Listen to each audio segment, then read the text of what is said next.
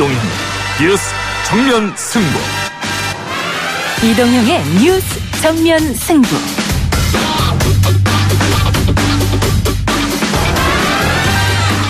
청취자 여러분 안녕하십니까, 이동형입니다. 이동형의 뉴스 정면 승부, 먼저 오늘 준비한 내용부터 알려드립니다. 은산분리의 일부 완화, 예를 들면 지금 특례법 같은 거를 통한 완화 방법에 대해서 반대하지 않겠다, 이런 말씀을 드립니다.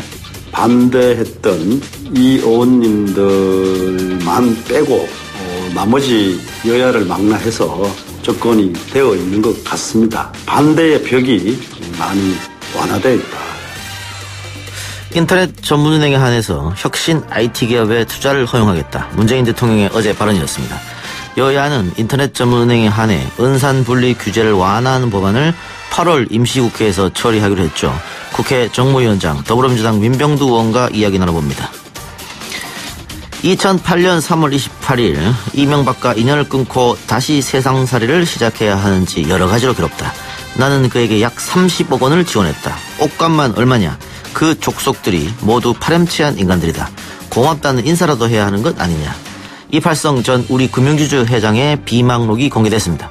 방금 전 읽어드린 부분이 일부였는데요. 최강병기에서 자세히 알아봅니다. 8대7로 김하나 목사님의 청빙 결의가 유효하도록 그렇게 표결의 결과가 나왔습니다. 논란이 일었던 명성교회 청빙 무효 소송 결론이 났습니다. 대한예수교 장로회 통합총회 재판국이 김하나 목사의 청빙 결의 적법 판결을 내린 건데요. 재판국장은 아주 공정성 있게 양심과 법과 원칙에 의해 진행됐다고 밝혔습니다. 신학 박사이자 한신대 초빙 교수인 김용민 시사평론가와 이 이야기 해봅니다. 4부에서는 광복절 특집 시리즈 세 번째 시간이 이어집니다. 효창공원에는 왜 원효대사 동상이 세워져 있을까요? 여기서부터 출발 한번 해보겠습니다. 8월 8일 수요일 이동의 뉴스 정면 승부 시작합니다.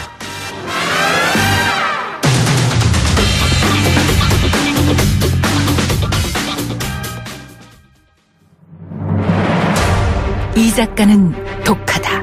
이 작가는 거칠다. 이 작가는 솔직하다. 이 작가는 눈치가 없다.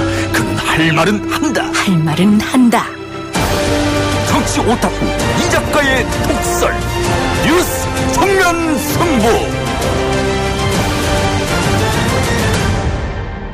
불타는 자동차, 도로 위의 시한폭탄, BMW 얘기입니다. 정확히는 520D 모델 이야기죠. 잇따른 차량 화재 관련 BMW 코리아 회장의 뒤늦은 사과가 있었습니다만 이참에 우리도 미국처럼 느슨한 법을 보다 강력하게 손질하자는 소비자들의 요구가 이어지고 있습니다. 이 문제에 오랫동안 관심 가져온 분이죠. 국회 정무위원장 맡고 있는 더불어민주당 민병두 의원 연결하겠습니다. 의원님 나와 계십니까? 네, 안녕하세요. 네, 오랜만에 뵙겠습니다. 네. 자, 2016년 폭스바겐 배출 조작 파혼 때도 징벌적 손해배상제도 도입해야 된다, 이런 얘기 나왔습니다. 네. 예, 민 의원님도 강조하신 바가 있는데. 예. 그때와 지금 상황이 비슷한데 결국은 이번에도 그냥 유야무야 넘어가는 거 아니야? 이런 얘기가 많아요. 징벌적 손해배상제는 2016년 폭스바겐 파문 이후에 지난해 법으로는 통과가 되어 있습니다. 제조물 책임법에. 예. 3배손까지 가능하게끔 되어 있습니다만 여러 가지 법적 미비점이 있습니다. 그러니까 입증 책임을 소비자가 아니라 제작자가 지게 해야 되는데 아무래도 소비자는 입증 책임하기가 굉장히 어렵지 않습니까? 예. 근데 지금 소비자가 입증 책임을 하게 되어 있는 것이 일단 문제고요. 다음 두 번째는 그 배상액이 높지가 않다는 것이죠. 예. 바로 그 점 가장 문제점이죠. 그러니까 가령 폭스바겐 사태 같은 경우는 미국에서 1인당 1,200만 원, 캐나다 같은 경우 500만 원 지급했는데 예. 우리나라는 100만 원짜리 서비스 쿠폰을 갖다 지급했습니다. 이게 무슨 뜻이냐면 우리가 제가 뛰어오다 보니까 좀 숨이 찹니다. 괜찮습니다. 천천히 하십시오. 예. 그 당시에 우리나라가 징벌적 손해배상 제도가 없었어요. 근데 미국은 징벌적 손해배상 제도가 있으니까 최고 800까지 할 수 있는 그 배상 제도가 있으니까 선제적으로 폭스바겐이 협상을 한 거죠. 근데 우리나라는 그 제도가 없으니까 만약에 폭스바겐이 미국처럼 우리한테 배상을 해주게 되면 주주에 대한 배임 행위가 되지 않겠습니까? 예. 그러니까 법이 없기 때문에 우리나라 소비자는 배상을 받으려도 받을 수가 없던 것이죠. 예. 그래서 한국 소비자들은 호구다, 호갱이다 하는 말까지 나왔던 것입니다. 그래서 2016년도에 대정부 질문이나 이런 걸 통해서 계속 그 문제를 제기해서 2017년 4월에 법이 그때는 이제 가습기 살균제 문제를 다 포함해갖고 이제 법이 통과가 됐습니다만 현재 법적 미비가 있다 이런 얘기입니다. 예, 결국은 법이 이제 미흡하다는 얘기인데요. 예. 의원님께서 방금 이야기했지만은 다른 그 다국적 기업들이 한국 소비자를 봉으로 여긴다. 그러니까 외국에서는 절대 그렇게 하지 않는데 우리나라한테만 우리나라 국민들에게만 소비자들에게만 이런 행동을 한다. 예를 들면 이번 BMW 사태 같은 경우에도 그 자동차에서 불이 난 지 지금 뭐 최근이 아니고 꽤 오래전부터 불이 났는데 계속해서 쉬쉬하고 뭉갰다는 거 아니겠습니까? 예, 예. 그 법적 이 제도를 마련하고 또 미비한 거 고치고 하는 것은 결국은 국회 책임인데요. 네, 맞습니다. 우리나라에서 징벌적 손해배상 제도는 2012년도에 납품단가 후려치기랄지 뭐 이런 것에서 제한적으로 도입됐습니다. 근데 이 법안을 갖다가 전면적으로 확대하는 것에 대해서는 당시 정부가 굉장히 부정적인 입장을 갖다 취했었죠. 그래서 간신히 하나 돌파한 것이 가습기 살균제가 이제 이슈가 되면서 지난해 그 하도급이랄지 납품 단가 후려치기 아까 그 이런 거에 대해서 처음으로 도입된 것에서 처음으로 진전이 있었던 것이죠. 근데 이제 그 이상을 진전시키기가 굉장히 어려운데 이런 식으로 하나하나 되면 일반법이 되는 것이 아니냐 하는 것이 정부의 그동안 그 박근혜 정부의 그동안 주요한 반론이었습니다. 근데 이번에 BMW 사건을 계기로 해서 국민적인 공분 이런 것들이 이제 확산되고 정부도 아마 인식을 새롭게 할 거고 또 정부도 아마 징벌적 손해배상제도 집단소송제도에 대해서 이 차제에 정비를 해야겠다는 입장을 밝히고 있으니까 좀 긍정적으로 보입니다. 현재 우리 정무위에 이와 관련돼서 8개 법안이 제출되어 있는데요. 8월 달에 우선적으로 처리해 볼 생각입니다. 방금 말씀하신 것처럼 집단 소송제도 같은 경우에도 그 올해 초에 그 정부에서 도입을 검토하겠다 이렇게 얘기했었지 않습니까? 그러니까 징벌적 배상제도랑 집단 소송제가 같이 가야 뭐 효과가 있는 거 아니겠어요? 실제로 그렇죠. 그럴 네. 때만 의미가 있다고 생각합니다. 그리고 지금 현재 제조물 책임법 같은 경우도 생명체에 중대한 손해를 끼친 경우에만 대상이 되지 재산 피해 그 자체는 징벌 대상이 아닙니다. 3배송까지 도입했다고 할지라도 이 부분도 정비를 해야 되고 지금 말씀하신 집단소송법은 이제 문재인 정부 공약이었고 국정과제였습니다. 이 부분에 대해서도 우리가 지금은 이제 도입을 검토해야 할 때라고 생각합니다. 예, 알겠습니다. 다른 현안 여쭤보겠습니다. 문재인 대통령이 규제 혁신 차원에서 인터넷 은행에 한해 은산분리 완화 방침을 밝혔는데 일단 우리 정무위원장님은 어떤 생각을 갖고 계십니까? 예, 저는 지금 내 손 안의 금융이라고 하지 않습니까? 예. 빌 게이츠가 한 15년, 18년 전에 내 손 안의 PC라고 하는 말을 했을 때만 해도 사람들이 스마트폰에 대한 이 개념이 잘 다가오지 않았습니다. 그렇지만 누구나 지금은 내 손 안의 PC를 갖다가 현실을 봐야 되고 활용하고 있지 않습니까?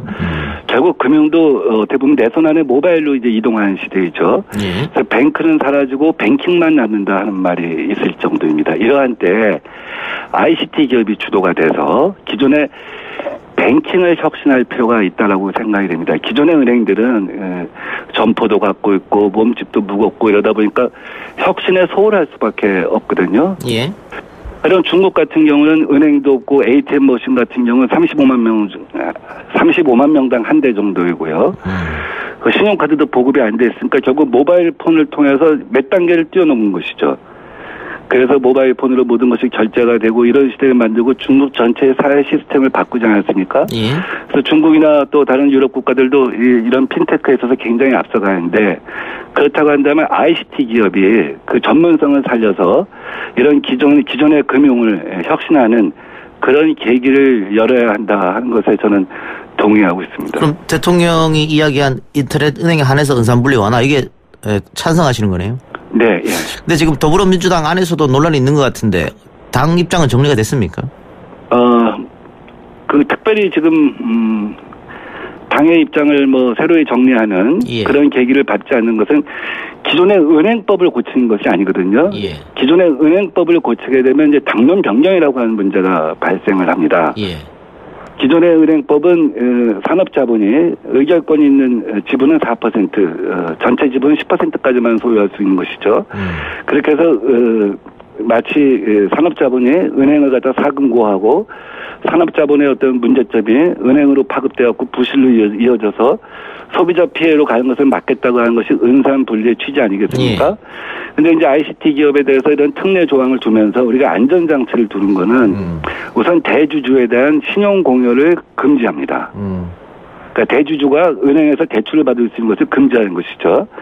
근데 현재 인터넷 은행은 기업 대출을 갖다 법으로는 금지하고 있지 않습니다만 사실상 하지 않고 있습니다. 왜냐하면 비대면 대출이거든요. 비대면 대출을 통해서 우리 모바일 폰 초기 화면을 통해서 기업 대출을 한다는 건 실제로 불가능한데 아예 그렇다고 한다면 대주주에 대한 신용 공여 자체를 대출을 금지시키자 하는 안전장치를 하나 뒀고요. 또 하나는 그러면 이제 ICT 기업 중에 삼성전자도 있지 않겠습니까? 예. 삼성전자나 SK텔레콤 같은 데가 진출하겠다고 하면은 결국 대재벌한테 문을 열어주는 것이 아니냐 하는 지적이 있을 수 있잖아요. 예. 그래서 총수가 있는 총수가 있는 재벌 복합기업의 경우는 진출을 할 수가 없게 합니다. 그러니까 ICT 전문 기업, 가령 카카오랄지 네이버랄지 뭐 KT랄지 이런 쪽에만 그 문을 열어주는 것이죠. 그러니까 안전장치가 있기 때문에 더불어민주당이 뭐 당론을 바꾼다거나 혹은 대통령의 공약이 달라졌거나 그거는 아니다 이런 말씀입니까? 그래서 특례법을 통해서 그 문을 열어주는 것입니다. 그래도 어쨌든 그 민주 진보 진영에서 또 시민단체에서는 반발하고 있는 것 같아요. 특히 대통령의 공약이 변경된 점, 또 더불어민주당이 야당 시절에 은산분리 완화를 반대했던 점, 이런 거기 때문에 그 설명이나 어떤 양해 이런 게 있어야 되지 않느냐 이런 주장이 있거든요. 대통령께서 후보 시절에 또 국정과제에서 자유로운 진입 환경 조성, 인터넷 전문은행 등 인터넷 모바일 기반 금융 서비스 영역을 확대한다 이런 발언을 하신 바가 있습니다. 국정과제도 포함되어 있고요. 기본적으로 문호를 갖다가 개방한다 하는 취지는 그 전부터 갖고 있었던 것으로 알고 있고요. 아까 말씀드린 것처럼 은산분리의 핵심 취지는 결국 지분을 많이 갖고 있으면 자기 쌈짓돈처럼 쓸 수 있다 하는 것이 문제가 아니겠습니까? 그렇죠. 과거 저축은행도 그랬고 하니까. 예. 그렇죠. 근데 지분은 지분을 늘려준다는 건 자기 주도성을 강화한다는 것이죠. ICT 기업이 지금처럼 4% 10%만 갖고 있으면 자기 주도성을 갖고 있기도 힘들고 증자를 수도 없지 않겠습니까? 증자를 하는데 다른 대주주들이 동의하지 않으면 결국 지분 한도를 갖다 넘어서게 되는 것이잖아요. 그러니까 인가가 날 수가 없는 상황, 그러니까 지속될 수가 없는 상황 아니겠습니까? 그래서 지분을 늘려서 자본의 확충이나 자기 주도성은 보장해주되 쌈짓돈처럼 쓸 수 있는 길은 다 차단했기 때문에 근본적인 은산분리라고 하는 것을 훼손하는 것은 아니다 이렇게 생각하고 있는 것이죠. 고용 창출 효과는 어떨까요? 지금 은산분리 완화 반대하는 사람들은 고용 창출 효과가 별로 없다 이렇게 하더라도 그런 주장을 하고 있거든요. 고용 창출 효과가 있을지 없을지는 현재만 갖고 파악할 수는 없죠. 아니, 또 지금 대통령이나 정부는 기대하고 있는 거 아니겠습니까? 당연하죠. 그러니까 고용 창출 효과에 대해서는 두 가지 상반된 얘기가 있습니다. 기존 은행들이 저렇게 인터넷 전문 은행이 생기면 비대면 대출이 많이 늘어나서 결국 점포 수가 줄어들게 되고 그렇게 되면 오히려 고용이 축소되지 않겠냐 하는 한편의 우려가 있는 것이죠. 그렇죠. 근데 현재 지금 인터넷 전문 은행이 전체에서 갖고 있는 포션은 한 1% 정도 됩니다.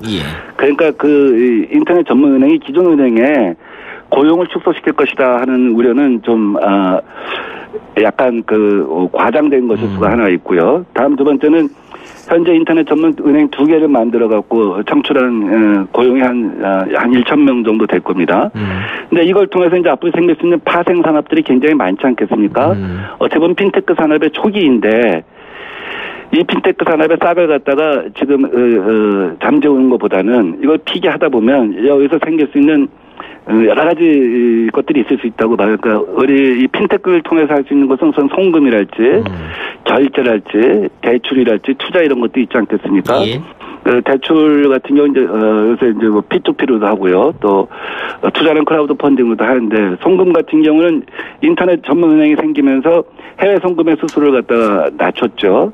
그다음에 대출 같은 경우 24시간 가능하게 하고 뭐 중도 상환 그 해지 위약금도 없고 수시로 갚을 수 있게 하고 또 우리 ATM 머신 같은 거 24시간 편의점에 두게 해서 이용의 편의성 같은 걸 굉장히 증대시켰다고 봅니다. 이런 부분에서 앞으로 발전을 해나가다 보면 거기서 새로운 산업들이 많이 생기면서 고용이 많이 창출될 것이다 하는 생각을 하는 것이죠. 그러니까 핀테크 사업을 활성화시켜서 부가산업을 증가하면 고용 창출 효과가 훨씬 있을 것이다. 정확하게 지금 수치는 못 내지만은 그런 기대감이 있는 것 같고요. 자, 의원님 마지막으로 하나만 더 여쭤보겠습니다.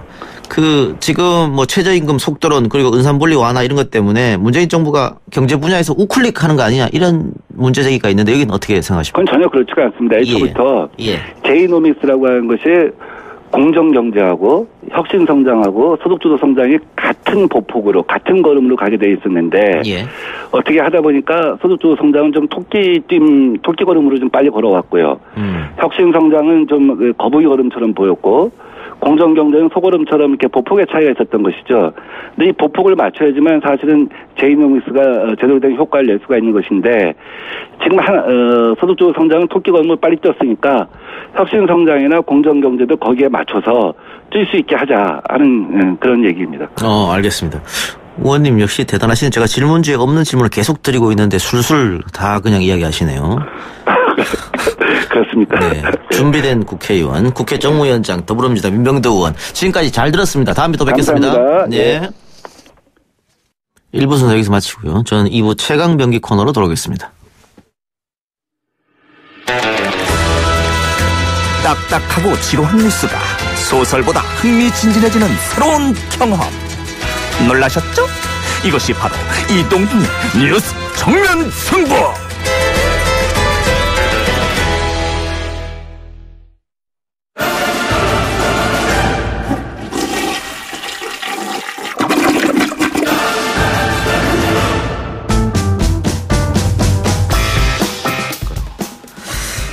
날마다 쏟아지는 수많은 이슈들을 대한민국 최강 변호사 최고의 기자가 시원하게 뚫어드립니다. 손수호 변호사, 아시아경제 장영진 기자 나왔습니다. 어서 오세요. 안녕하십니까. 안녕하세요. 예. 어제 이명박 전 대통령의 재판에서 41장 분량의 이팔성 비망록이 공개됐다. 그 예전에 이팔성 그 우리 금융지주 회장 집 압수수색 갔을 때 뭐 종이를 그때 입안에 넣으려고 했었잖아요. 그게 이겁니까? 예, 그렇죠. 지난 2월 21일 날 검찰이 이팔성 회장의 자택을 압수수색을 했었는데요. 이 과정에서 이 사람 이름과 금액이 빼곡하게 적힌 명함 크기의 메모지들을 발견했다는 겁니다. 예. 그래서 이걸 뺏으려고 하니까 이팔성 회장이 이를 다시 제지를 하면서 입에 넣고 삼키려고 했다는 겁니다. 예. 이것을 막던 수사관이 상처까지 입었다고 그래요. 이 내용에 보면 그렇답니다. 이제 이게 2007년 1월 24일 그러니까 MB가 대통령이 되기 약 한 해 전부터 퇴임 1년 전인 2011년 2월 25일까지 이제 기록이 남아 있는데 이 기록에 보면은 약 22억 5천만 원의 뇌물을 제공한 것으로 되어 있습니다. 주로 인사청탁을 미끼로 선거 자금을 제공한 그런 정황인 것으로 보이는데 당시 이팔성 회장 같은 경우에는 산업은행장이나 금융위원장 그다음에 국회의원 공천 이런 것들을 원했던 것으로 알려져 있습니다. 뇌물이네요. 뇌물이죠. 그렇죠. 인사청탁을 미끼로 뇌물을 제공한 거죠. 그런데 누구한테 줬다 이런 거 말고도 또 당시 심정이 어땠는지 자신의 신병을 적었다고 하는데 그거 어떤 내용이 있습니까? 이 내용이 참 이 둘의 관계를 적나라하게 보여주는 것 같습니다. MB와 인연을 끊고 싶다. 어제 뇌물을 줬지만 그에 합당한 대가를 받지 못했다는 얘기죠. 그리고 또 그러한 상황에 처하자 그 MB 측을 이렇게 비난하는데요. 파렴치한 인간들이다. 배신감을 느낀다. 이런 표현들을 했어요. 뇌물을 주는 것 자체가 대가성이 인정돼야 뇌물이 되는 거 아니겠습니까? 네. 그리고 또 애초에 그 이팔성 전 우리금융지주 회장이 우리금융지주 회장이 되긴 했습니다. 하지만 이게 본인이 애초에 원했던 자리는 아니거든요. 그리고 본인이 원했던 자리, 뇌물의 대가로 이제 노렸던 그런 자리보다 급이 좀 낮다. 그래서 처음에는 또 이 자리를 좀 본인도 거부했다는 그런 보도도 있었습니다. 하지만 그래도 이거라도 받자라고 했는지 모르겠습니다만 어쨌든 이 둘 사이에서 있었던 일들 그리고 또 실제로 벌어졌던 사건들이 이게 일반적인 국민들이 보시기에는 참 충격적이고 용서할 수 없고 이해할 수 없고 여전히 잊어서도 안 되는 일들인 거죠. 요걸 좀 자세히 살펴볼 필요가 있는 것이 이팔성 회장 같은 경우는 아까 말씀드렸습니다만 산업은행장, 금융위원장 그게 아니면 국회의원 공천 이렇게 원했는데 실제로 자신한테 제안이 들어오는 것은 증권건물 선물거래소 사장이었다고 그래요. 그런데 이 자리가 사실 직급으로는 조금 떨어진다 보기는 어렵습니다만 이게 돈이 안 되는 자리에 속하죠. 한마디로 영향력이 없는 자리거든요. 그러니까 이 사람은 자기가 제공한 뇌물만큼 아무래도 다시 돈을 회수하고 싶었던 모양인데 회수가 안 되는 자리를 제안을 하니까 그게 아마 좀 대단히 불쾌하지 않았느냐. 그러니까 뭐 본인이 원래 원했던 자리가 아니었기 때문에 불쾌감을 표시했다 이렇게 보면 되겠네요. 그렇습니다. 그러면은 뭐 장 기자 말처럼 22억이나 줬으니까 나중에 그거를 회수할 목적도 있지 않았을까. 그러니까 적어도 이제 뭐 22억을 줬으면 본전은 찾아야 되는데 사실 증권건물 선물거래소 같은 경우는 그다지 금융권에서 영향력은 없습니다. 산업은행장이나 뭐 금융위원장에 비할 바가 아니죠. 그런데 결국은 우리 금융주주 한 거 아닙니까 이건? 그렇죠. 자, 손수호 변호사. 네. 이 비망록이 증거가 될 수 있습니까? 뇌물의 증거? 될 수 있죠. 제가 지금 기억이 정확하지 않습니다만 이명박 전 대통령 측이 검사가 제출한 증거를 동의했는데 그렇다면 이미 증거 능력이 문제가 없고 채택이 될 것이고 더군다나 뭐 증거 동의는 번복할 수도 있으니까 이건 못 믿는다라고 하면은 이팔성 전 회장이 또 증인으로 나올 수도 있죠. 나와서 또 증언을 또 할 수도 있는 것이고 제가 볼 때는 뭐 굉장히 신빙성이 있는 그런 증거인 것 같아요. 성완종 회장의 메모는 결국 증거가 안 됐잖아요. 네, 그렇죠. 왜냐하면 성완종 전 회장이 이제 사망했기 때문에 성완종 전 회장을 직접 증인으로 불러서 어떻게 된 거냐, 정말 이런 말 한 적이 있냐, 이런 걸 쓴 적이 있냐, 이거를 확인을 못했어요. 그러다 보니까 특신 상황의 인정 여부가 중요했고 결과적으로 대법원에서 그게 인정이 안 된 것이죠. 그런데 이팔성 회장은 이 메모도 있고 또 본인이 직접 증언할 수도 있고 게다가 이팔성 회장이 청와대 출입했던 기록 이게 또 비망록하고 일치한다고요? 그러니까 이게 그렇습니다. 이게 이런 비망록이 상당히 중요한 증거가 되긴 하지만 항상 증거로 인정되는 건 아니거든요. 그러니까 이게 뭐냐면은 얼마나 세밀하게 쓰였는지 또는 그 당시가 아니면 쓸 수 없는 내용들이 기록돼 있는지 그다음에 이것이 다른 객관적인 사실과 부합하는지 등등을 이렇게 종합적으로 고려해서 이것이 증거가 되느냐 안 되느냐 이런 것들을 확인해 보이는데 그런 면에서 보자면은 이것이 지금 현재 상황으로 보자면 상당히 신빙성은 있어 보입니다. 더군다나 이게 이제 어떤 분들은 이게 안종범 수첩하고 좀 비교하시는 분들이 있는데 조금 다르다고 볼 수 있어요. 왜냐하면은 안종범 수첩은 박근혜 전 대통령과 안종범 수석과의 이런 대화 내용을 기록한 것이기 때문에 그 두 사람 사이의 대화에 대해서는 증거가 되지만 그 외에 다른 인물에 대해서는 증거 능력이 안 되는 거거든요. 근데 이거 같은 경우에는 바로 이명박 전 대통령과의 관계에 대해서 쓴 것이기 때문에 아무래도 좀 증거 능력을 인정받을 가능성이 좀 더 높아 보이는 그런 측면이 있습니다. 예. 또 한 명 있습니다. 김백준. 이 김백준 입에서 MB 뇌물 리스트가 술술 흘러나왔다고. 그렇죠. 적극적으로 그러면 수사에 협조했다 이렇게 보면 되겠네요. 네. 실제로 그렇게 수사에 협조했기 때문에 무형의 어떤 이익을 좀 받은 것이 아닌가 그런 생각이 들기도 하고 1심 선고에서. 네, 그렇습니다. 또 수사 과정에서 이미 구체적으로 이야기를 했기 때문에 검찰 역시 그런 부분들을 딱 감안을 했을 것으로 보여요. 특히 사실 김백준 전 기획관이 먼저 이걸 다 실토하지 않았더라도 이병모 국장을 잊으면 안 됩니다. 당시에 구속돼 이병모 국장이 먼저 이야기를 꺼내다면 사실 김백준 전 기획관이 이걸 비밀로 유지한다 하더라도 검찰 그리고 또 그 후에는 법원이 이 상황을 다 파악할 수는 있거든요. 만약 그렇게 됐을 경우에는 본인은 MB에 대한 이명박 전 대통령에 대한 의리를 지키기 위해서 본인에게 굉장히 큰 법적인 불이익을 자초할 수밖에 없는데 그 정도의 의리는 아니었던 것 같습니다.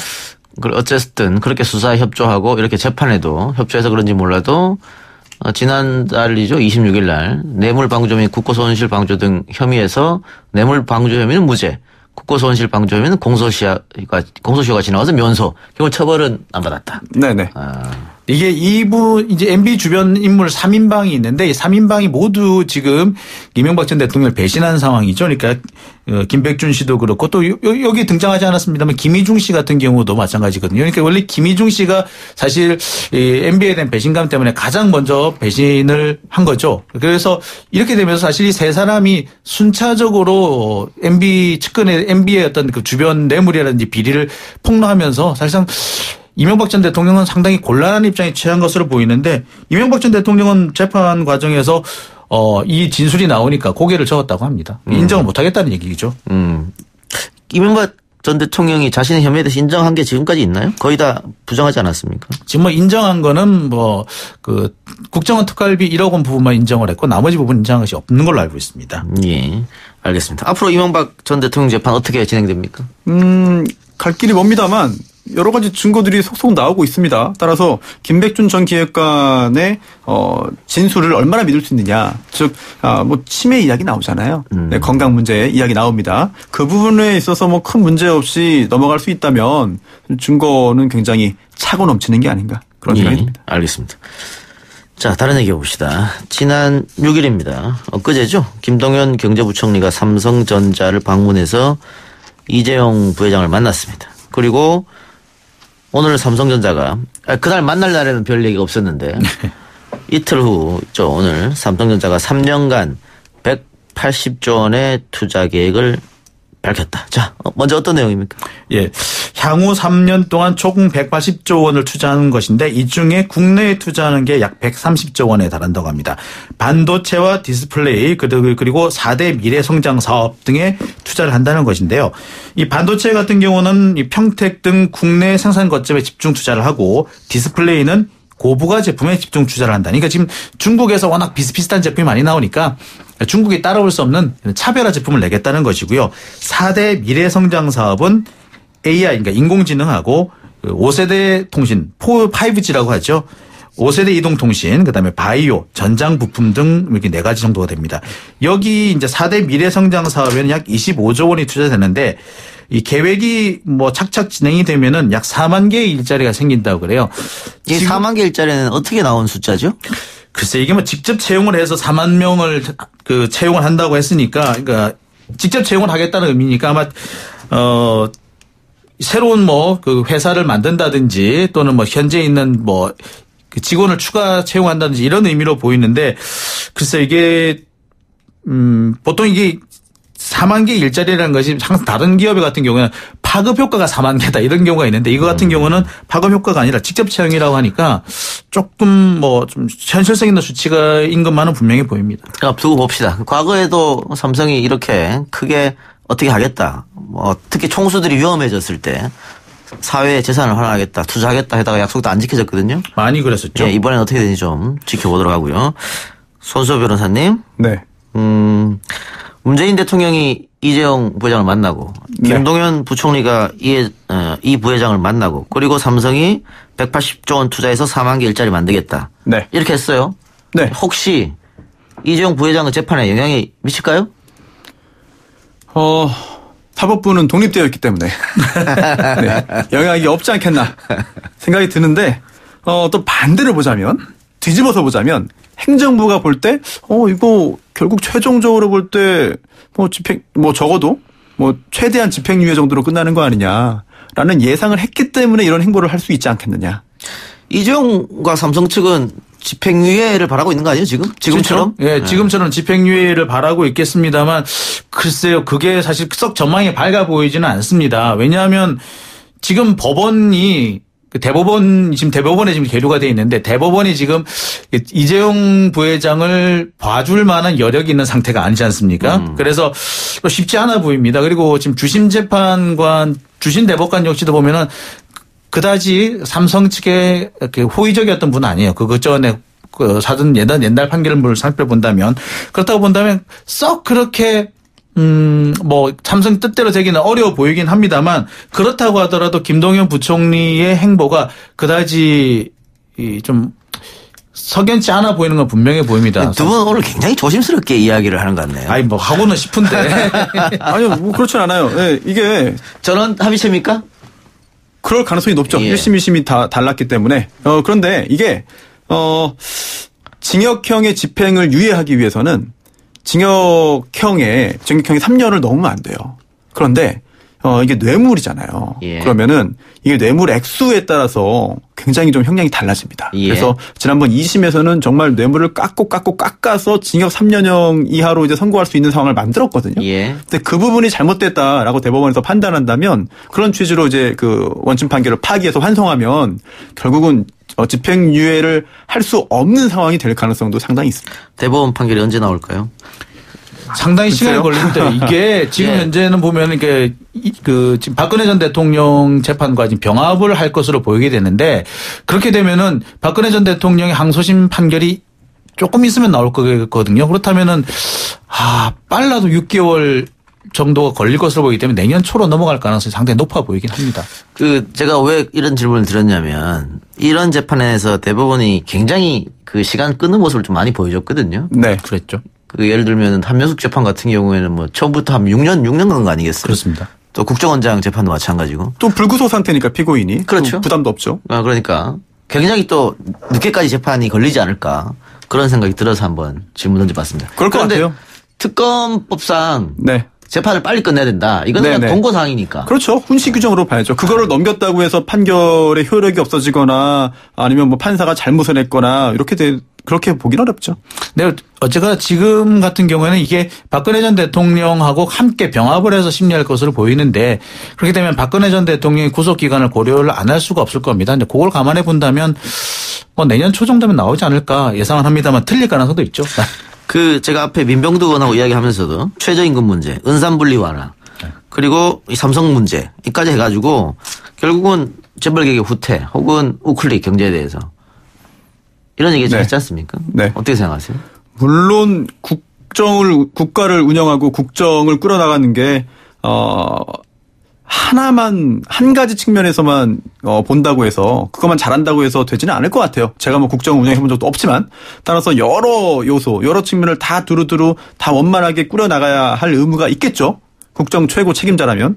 그런데 그렇다 하더라도 시기와 그 대상이 굉장히 중요할 겁니다. 그런데 지금처럼 재판을 받는 중이고 또 그 재판도 단순 기업 비리가 아니라 국정농단에 관련된 사건이었고 그런데 이렇게 일종의 밀월 관계인 것처럼 오해를 살 수 있는 그런 행동들을 한다면 결과적으로 국가 발전에 도움이 된다고 좋게 생각한다 하더라도 이거를 바라보는 국민들의 시선이 곱지 않다면 그 부분은 사실 그러한 논란을 자초한 그런 책임을 져야겠죠. 저는 시각이 조금 다른데요. 이게 사실 투자를 독려하는 것과 재벌 개혁은 다른 문제에 속합니다. 그런데 이것이 우리가 같다라고 느껴지게 되는 이유는 그동안 재벌들이 이 재벌 개혁에 직면할 때마다 국내 투자를 회피하는 방법, 그러니까 투자 파업이라고 그러죠. 투자 파업을 하는 방법으로 이 개혁에 저항을 해왔기 때문입니다.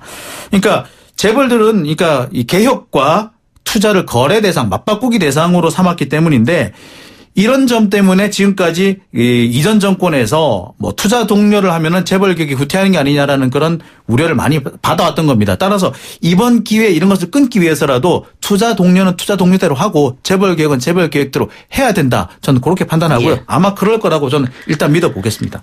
뭐 이재용 부회장 재판도 걸려 있는데 뭐 부총리랑 만나는 건 조금 부적절한 게 아니냐 이런 주장도 있고요. 당연하죠. 또 그 이면에는 지금 삼성 바이오로직스 분식회 관련 그 문제도 걸려 있거든요. 네. 결국은 삼성은 아무도 못 건드린 게 아니냐 이런 얘기가 있기 때문에 제가 질문을 드려봤고요.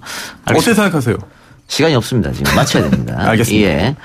자, 두 분은 다음에 뵙기로 하고요. 오늘은 여기까지만 듣겠습니다. 두 분 수고하셨습니다. 네, 고맙습니다. 1, 2부 순서 여기서 마치고요. 저는 3부에서 김영민 평론가와 함께 명성교회 문제 짚어보도록 하겠습니다.